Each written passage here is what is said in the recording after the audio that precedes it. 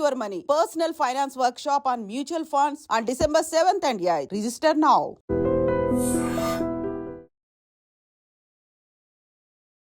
Hi hello నమస్తే welcome back to iDream Media. ఈరోజు మనతో ఉన్నారు పర్సనల్ ఫైనాన్స్ ఎక్స్పర్ట్ అలాగే AMFI and IRDA registered Vijay Karnam గారు. సార్తో ముఖ్యంగా రైట్ ఫైనాన్షియల్ ఇన్వెస్ట్మెంట్స్ గురించి మాట్లాడదాం ఒక సెర్టెన్ అమౌంట్ మీ చేతిలో ఉన్నప్పుడు. Hi sir. హలో అండి.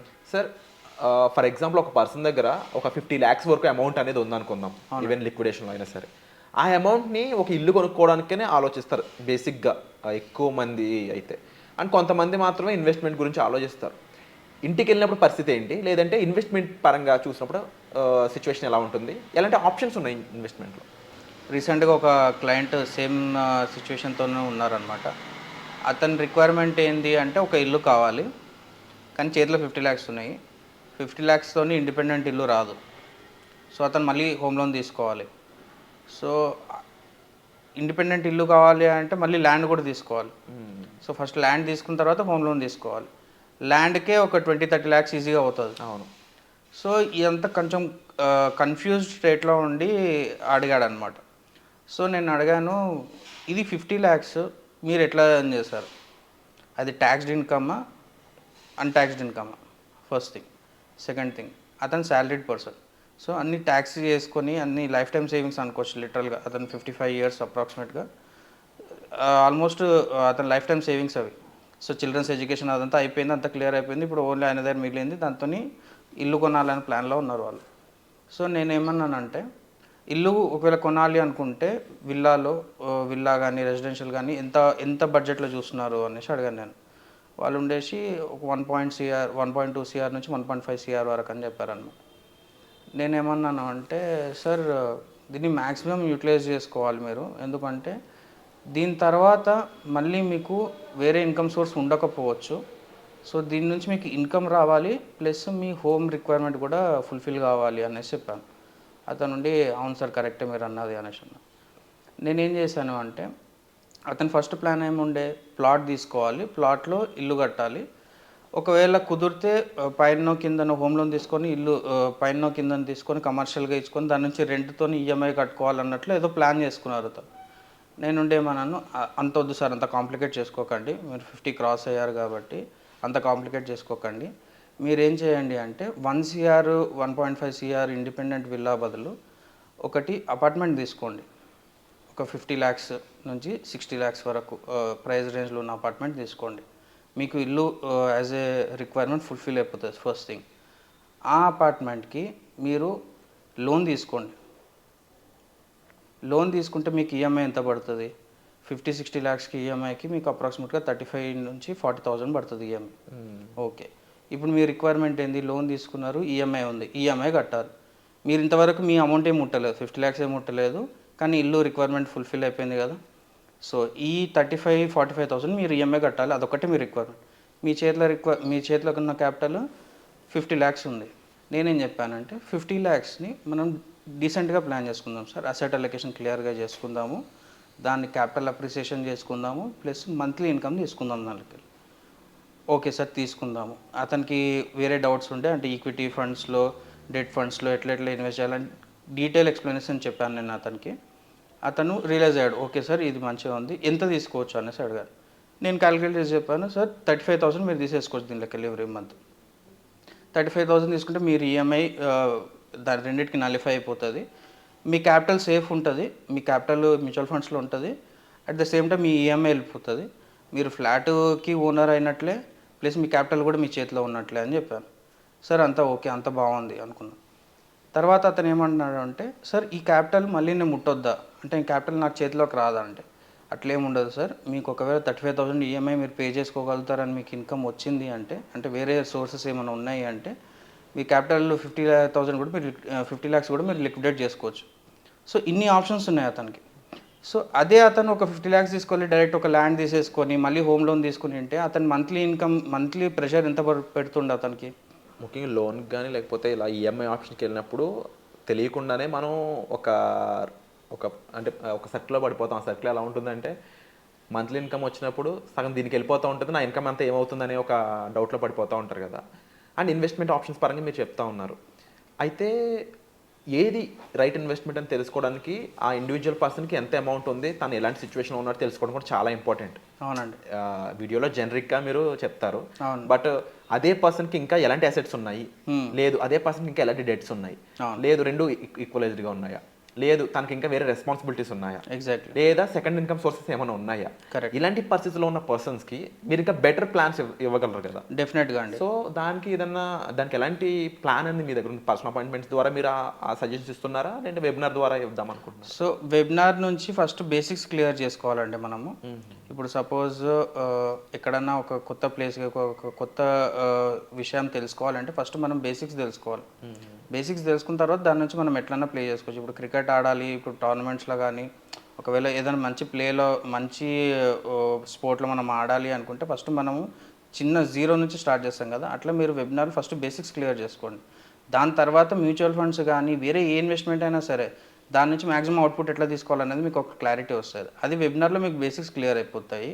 ఇన్ డీటెయిల్ మీకు ఇంకా రిక్వైర్మెంట్ ఉంది, మీకు క్వైరీస్ ఉన్నాయంటే మీ కన్సల్టేషన్లో that will be cleared out అనమాట.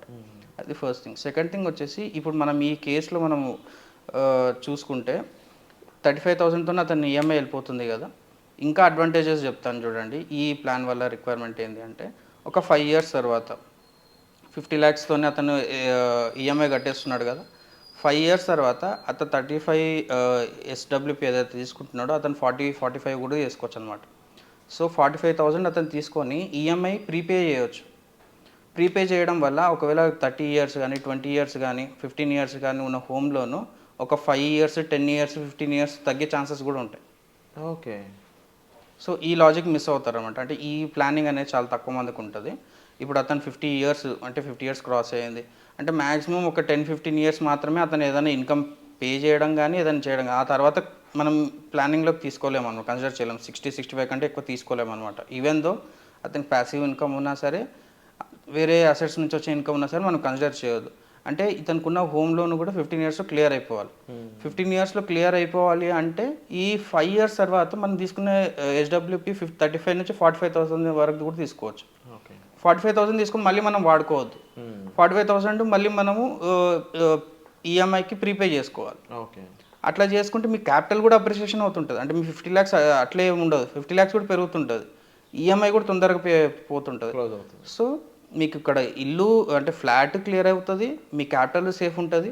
మీ క్యాపిటల్ ఎంత సేఫ్ అంటే వితిన్ 2 days మీ అమౌంట్ మీకు అకౌంట్లోకి వచ్చేస్తుంది అనమాట. ఓకే. అండ్ ముఖ్యంగా లిక్విడిటీ కోసమే చాలా మంది చూస్తుంటారు. అంటే మ్యూచువల్ ఫండ్స్ మీద స్టాక్స్లో కూడా ఏంటి అంటే వెంటనే డబ్బులు రావు, ట్యాక్స్ కట్ అవుతుంది, అలాంటి చాలా రాంగ్ ఎజంప్షన్స్ ఉన్నాయి. వాటిని మీరు క్లియర్ చేసుకోవాలన్నా కూడా మీరు డెట్గా సార్తో మాట్లాడవచ్చు. అండ్ ఇప్పుడు ఇతను ఈ ప్లాన్ కాకుండా అతను ఓన్ ఐడియా ప్రకారము ప్లాట్లో తీసుకున్నాను. ఫర్ సపోజ్ వరస్ట్ కేస్ సినారియోలో ప్లాట్లో ఇన్వెస్ట్ చేశాడు. 20-30 lakhs ప్లాట్లో ఇన్వెస్ట్ చేసి మిగతా హోమ్ లోన్ తీసుకున్నాడు అనుకుందాం. అతనికి ఒకవేళ ఏదైనా ఎమర్జెన్సీ వస్తే మళ్ళీ ఎక్కడికెళ్ళి తీసుకొస్తాడు? అతని లైఫ్ టైం సేవింగ్స్ కదా 50 lakhs. ఇంకా అతను ఎక్కడికెళ్ళి తీసుకొస్తాడు అమౌంట్? ఏముండదు. కానీ అదే ఇప్పుడు మనం చెప్పినట్లు ఫాలో అయితే అతనికి at any given point of time at least ఒక 5 lakhs కావాలని దీని లెక్కన అతను లిక్విడేట్ చేసుకోవచ్చు కదా. అదే ప్లాట్ ఉంటే ఆ పాసిబిలిటీ లేదు. అండ్ కన్స్ట్రక్షన్ అయ్యేటప్పుడు ఏమంటారు ఆ ప్రెషర్ కూడా అతను తీసుకోలేరు. వాళ్ళు 50 క్రాస్ అయినాక ఒక ఇల్లు సొంతంగా కట్టుకోవాలి, దాని మెయింటెనెన్స్ అంతా చూసుకోవాలంటే ఇట్స్ నాట్ అంటే కష్టమేం కాదు, కాకపోతే అందరికీ అంత ఈజీ కాదనమాట. అదే flat ready to move flat తీసుకున్నారనుకోండి, వాళ్ళకి ఓన్ హోమ్ అనేది గోల్ అచీవ్ అవుతుంది, ప్లస్ వాళ్ళ క్యాపిటల్ మ్యాక్సిమం యూటిలైజ్ చేసిన వాళ్ళం అవుతాం అనమాట. Wonderful sir. సో తప్పకుండా ఇంకా ఇలాంటి ప్లాన్స్ అనేవి మీకు ఇండివిజువల్గా స్పెసిఫైడ్ ప్లాన్స్ కావాలనుకున్నట్లయితే మీరు డిస్ప్లే అవుతున్న నెంబర్స్ కాల్ చేసి సార్తో మీరు డైరెక్ట్గా పర్సనల్ అపాయింట్మెంట్ ద్వారా మాట్లాడొచ్చండి. అదే కాకుండా మ్యూచువల్ ఫండ్స్తో పాటుగా ఎన్నో పర్సనల్ ఫినాన్స్ సంబంధించిన విషయాలపై వెబినార్ అనేది కండక్ట్ చేయడం జరుగుతుంది. ఆ వెబినార్కి సంబంధించిన డీటెయిల్స్ కోసం మీరు డిస్ప్లే అవుతున్న నెంబర్స్ కాల్ చేసి వివరాలు అనేవి తెలుసుకోవచ్చు. అండ్ దీంట్లో ఇంకొకటి కూడా ఉందండి. ఇప్పుడు ఫర్ సపోజ్ ఈ 50 lakhs పెద్ద అమౌంట్ కాదు, మేము 50 lakhs ఫ్లాట్కి వెళ్ళదలుచుకోలేదు, మేము ఖచ్చితంగా 1 CR 2 CR రెసిడెన్షియల్ హోమ్స్లోనే ఉండాలనుకుంటున్నాం అనే వాళ్ళు కూడా ఉంటారు కొంతమంది. ఓకే. సో ఎందుకంటే కొంతమందికి అపార్ట్మెంట్ కల్చర్ నచ్చదు.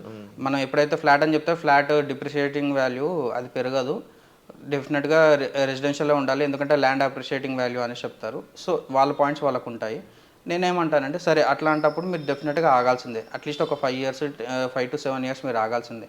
ఈ 50 lakhs కాస్త మీరు మ్యూచువల్ ఫండ్స్లో ఇన్వెస్ట్ చేసుకుంటే అప్రాక్సిమేట్గా 15% CAGR చేసుకుంటే 50 lakhs కాస్త విత్ ఇన్ 6 years 1 CR అయిపోతుంది. ఓకే. సో అండ్ ఇది కొంచెం బెటర్ ప్లాన్లు అనిపిస్తుంది నాకు. ఇది ఇంకా బెటర్. అంటే అదే చెప్తున్నాను, అంటే డిపెండ్స్ ఆన్ ఇండివిజువల్. ఇప్పుడు సపోజ్ లేదు సార్ నాకు ఖచ్చితంగా రెసిడెన్షియల్ ఇల్లే కావాలి, నాకు ఫ్లాట్ వద్దు అనుకుంటే ఇట్లా ఒక 5 to 6 years ఆగాలి. మన గోల్ ఏదైతే దానికి తగ్గట్టు బిహేవ్ చేయాలి. ఎగ్జాక్ట్లీ. ఇప్పుడు 50 years వరకు ఇల్లు లేకుండా ఉన్న, అంటే ఓన్ హోమ్ తీసుకోకుండా ఉన్న వాళ్ళు ఒక 5 to 6 years మనం 1 CR ఇంట్లో ఉంటాము, 2 CR ఇంట్లో ఉంటాము అంటే ఫ్యామిలీ వాళ్ళు కూడా ఒప్పుకుంటారు. 100%. ఇప్పుడు మీరు అడిషనల్ ఏ ఎస్ఐపీస్ చేయకుండా ఏం చేయకుండా ఓన్లీ 50 lakhs కాస్తేనే 1 CR అయిపోతుంది 6 yearsలో. లంసమ్ ఇన్వెస్ట్ లంసమ్ ఇన్వెస్ట్ అంటే లంసమ్ అంటే మళ్ళీ లంసమ్ అనుకోకండి, దాన్ని STP మోడ్లో చేయాలి. అది మనం ఇంతకుముందు వీడియోస్లో మాట్లాడుకున్నాం. Using STP debt and equity రేషియోస్లో అసెట్ అలొకేషన్ క్లియర్గా చేసుకొని 15% CAGR టార్గెట్ చేసుకుంటే వితిన్ 6 years 50 lakhs కాస్తే 1 CR అయిపోతుంది. 1 CR అయిపోయినాక మళ్ళీ మీరు ఇండిపెండెంట్ హోమ్కి వెళ్ళిపోవచ్చు. ఇంకా లేదు సరే ఈ పీరియడ్లో మేము ఉండదలుచుకోలేదు అట్లా కూడా కాదు అనుకుంటే నేను ఇంకో సజెషన్ ఏం చెప్తాను అంటే 50 lakhs మీరు SWP తీసుకుంటున్నారు కదా, 50 lakhs SWP చేస్తే 30,000-35,000 వస్తుంది కదా, మంచి పాష్ లొకాలిటీలోకి వెళ్ళండి. పాష్ లొకాలిటీలోకి వెళ్ళి 30,000 జస్ట్ రెంట్కి పే చేసేయండి. చాలా మంది రెంట్ అంటే నచ్చరు చాలా మందికి రెంట్ అంటే. కాకపోతే మీరు 20,000 to 30,000 పెడితే మంచి మంచి ఏరియాస్లలో కూడా ఉంటాయి. అంటే కొంచెం డీసెంట్, అంటే ఇంతవరకు వాళ్ళు ఉన్న ఏరియాస్ కంటే ఇది కొంచెం బెటర్ ఏరియా అనమాట. 30,000-35,000కి మంచి లొకాలిటీలోకి షిఫ్ట్ అయితే కూడా వాళ్ళ ఓన్ హోమ్ తీసుకోవాల్సిన రిక్వైర్మెంట్ కూడా కొంచెం ఇంకా డిలే అయ్యే ఛాన్సెస్ ఉంటాయి అనమాట. సో ఇట్లా డిఫరెంట్ అప్రోచెస్ ఉంటాయి, డిఫరెంట్ వేస్ ఉంటాయి. మీ ఇండివిజువల్స్ రిక్వైర్మెంట్ ఏంది, అసలు వాళ్ళకి నిజంగా ఏది రిక్వైర్మెంట్ ఉందనే దాని ప్రకారం మనం అనాలిసిస్ చేయవచ్చు అనమాట. Wonderful sir.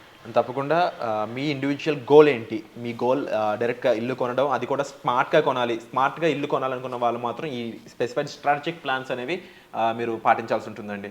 దానివల్ల మీరు మీ ఫైనాన్షియల్ ఫ్యూచర్ని సేఫ్గా, మీ ఫ్యామిలీని సేఫ్గా చూసుకునే ఛాన్సెస్ అని ఉంటాయి. దానికోసం మీరు ఫైనాన్షియల్ ఎక్స్పర్ట్ అయిన విజయ్ కర్ణం గారు కండక్ట్ చేసే వెబినార్కి అటెండ్ అవ్వడం ద్వారా విషయాలు అనేవి తెలుసుకోవచ్చు. సో దానికి సంబంధించిన వివరాల కోసం మీరు డిస్ప్లే అవుతున్న నెంబర్స్ కాల్ చేయడం ద్వారా పూర్తి వివరాలను తెలుసుకోవచ్చు. Thank you so much.